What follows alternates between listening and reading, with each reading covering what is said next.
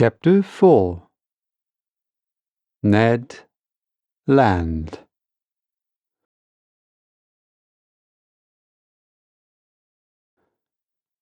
Captain Farragut was a good seaman, worthy of the frigate he commanded.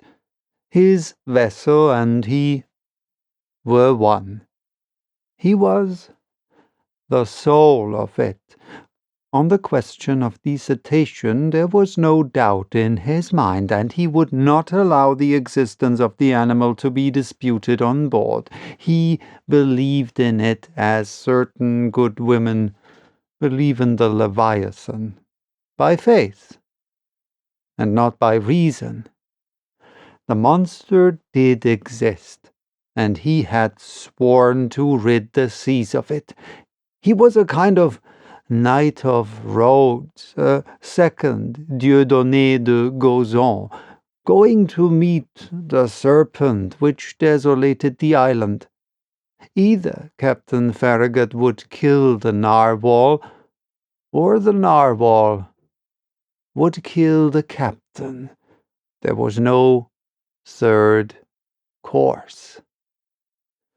The officers on board shared the opinion of their chief. They were ever chatting, discussing, and calculating the various chances of a meeting, watching narrowly the vast surface of the ocean.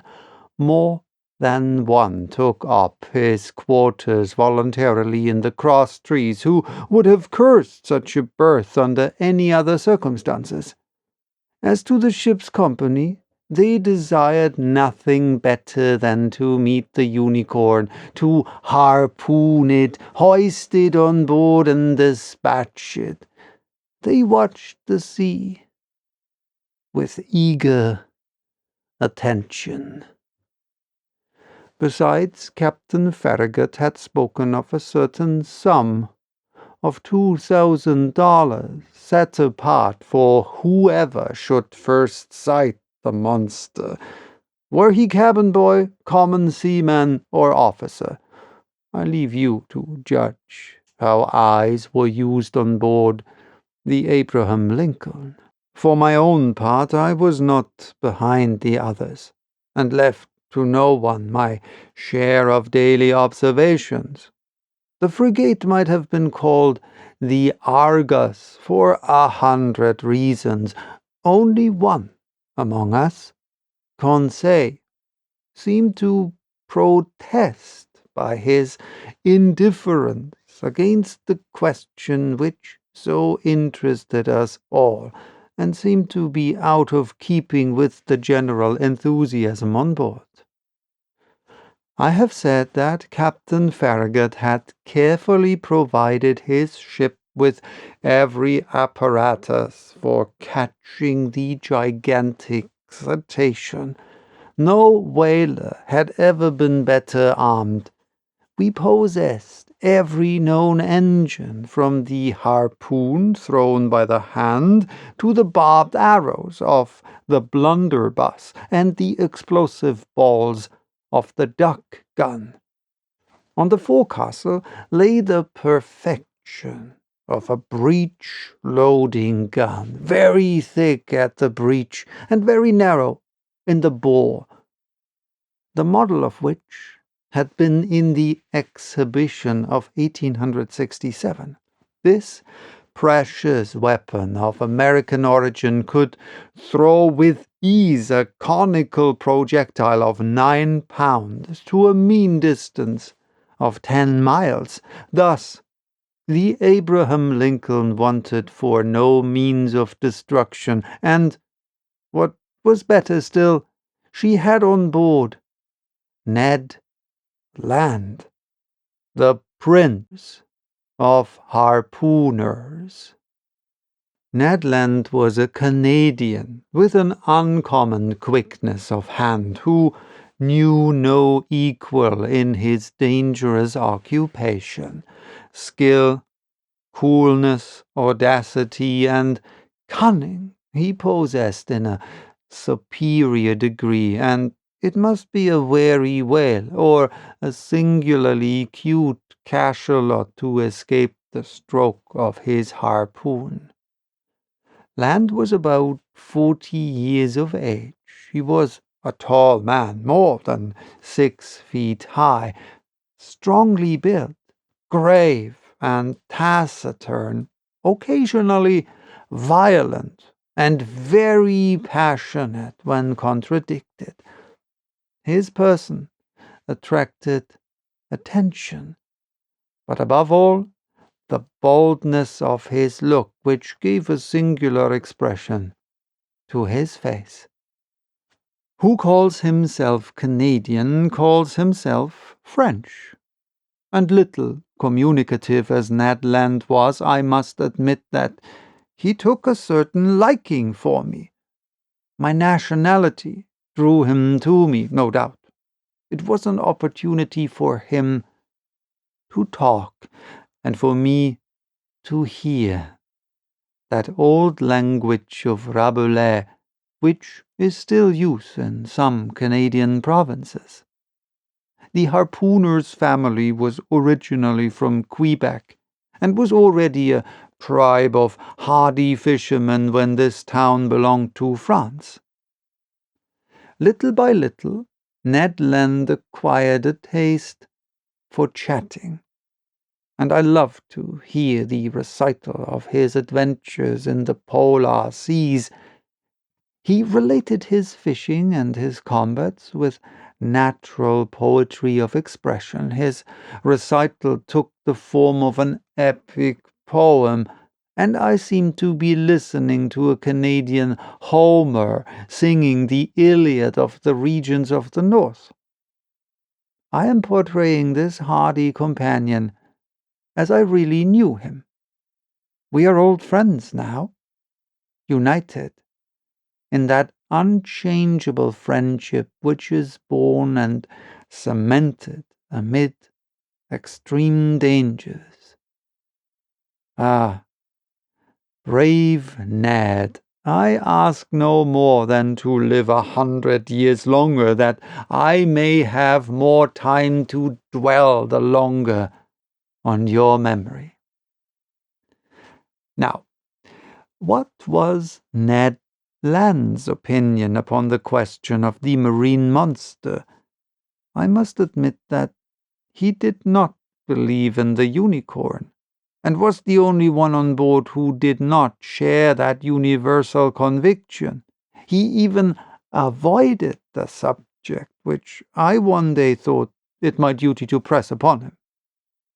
One magnificent evening, the 25th of June, that is to say 3 weeks after our departure, the frigate was abreast of Cape Blanc, 30 miles to leeward of the coast of Patagonia.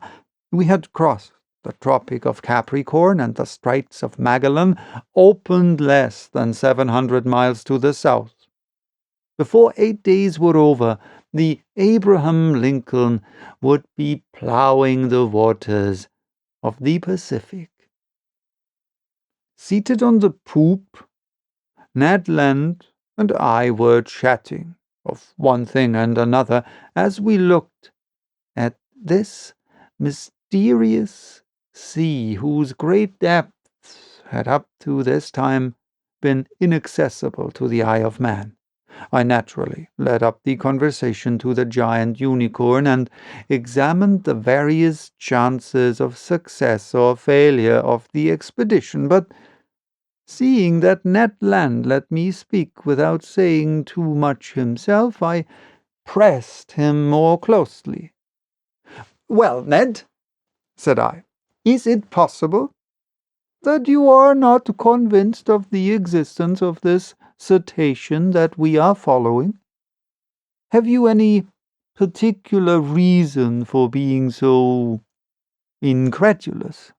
The harpooner looked at me fixedly for some moments before answering, struck his broad forehead with his hand, a habit of his, as if to collect himself, and said at last, "Perhaps I have, Monsieur Aronnax."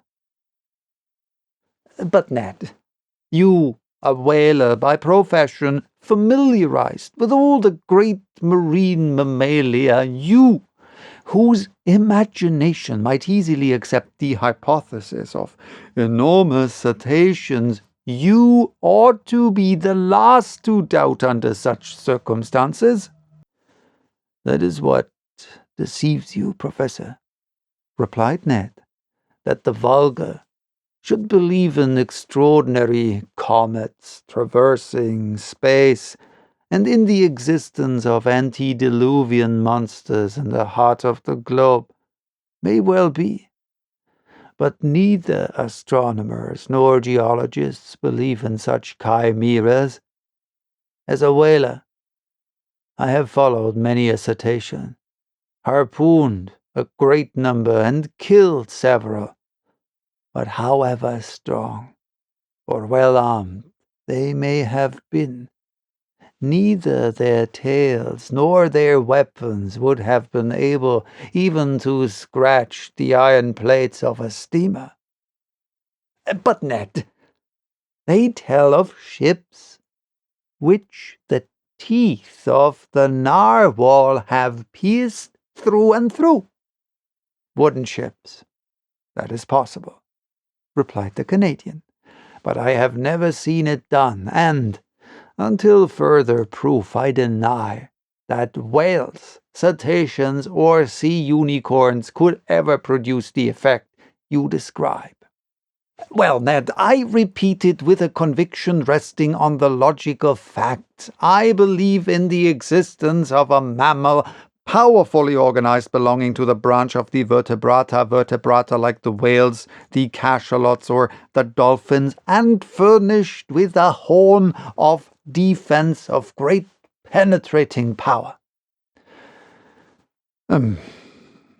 Said the harpooner, shaking his head with the air of a man who would not be convinced. "Notice one thing, my worthy Canadian," I resumed. "If such an animal is in existence, if it inhabits the depths of the oceans, if it frequents the strata lying miles below the surface of the water, it must necessarily possess an organization the strength of which would defy comparison." "And why this powerful organization?" demanded Ned. "Because it requires incalculable strength to keep oneself in these strata and resist their pressure. Listen to me. Let us admit that the pressure of the atmosphere is represented by the weight of a column of water 32 feet high. In reality, the column of water would be shorter, as we are speaking of sea water, the density of which is greater than that of fresh water. Very well. When you dive, Ned, as many times, 32 feet of water as there are above you, so many times does your body bear a pressure equal to that of the atmosphere. That is to say, 15 pounds for each square inch of its surface.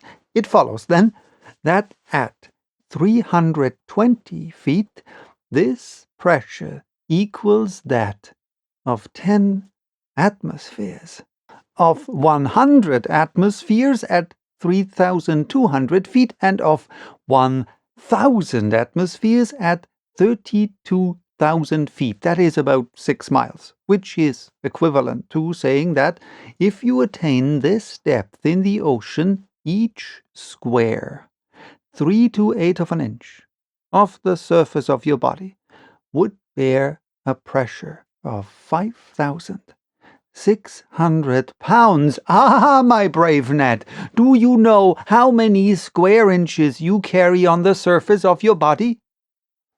"I have no idea, Monsieur Aronnax." "About 6,500. And, as in reality the atmospheric pressure is about 15 pounds to the square inch, your 6,500 square inches bear at this moment a pressure of 97,500 pounds. "Without my perceiving it?" "Without your perceiving it. And if you are not crushed by such a pressure, it is because the air penetrates the interior of your body with equal pressure.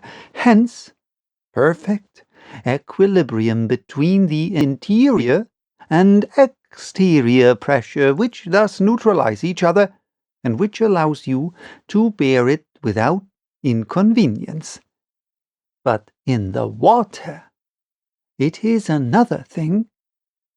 Yes, I understand, replied Ned, becoming more attentive, because the water surrounds me, but does not penetrate.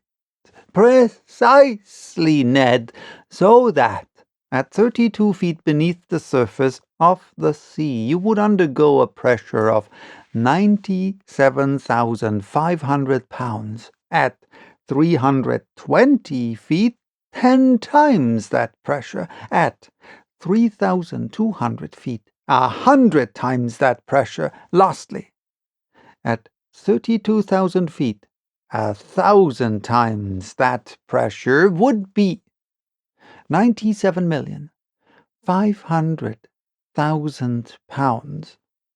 That is to say that you would be flattened as if you had been drawn from the plates of an hydraulic machine. The devil!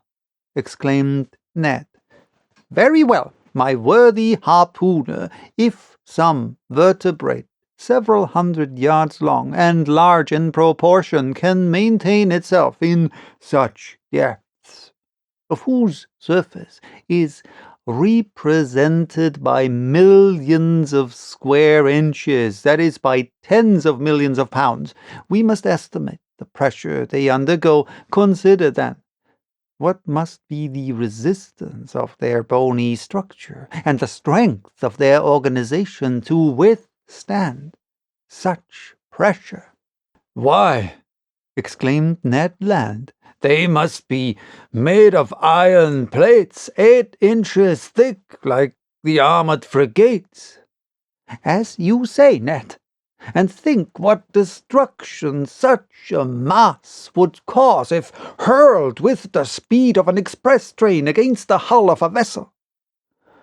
Yes, certainly, perhaps, replied the Canadian, shaken by these figures, but not yet willing to give in. Well, have I convinced you?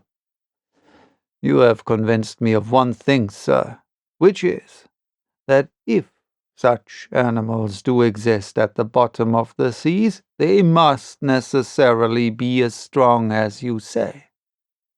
But if they do not exist, mine obstinate harpooner, how explain the accident to the Scotia?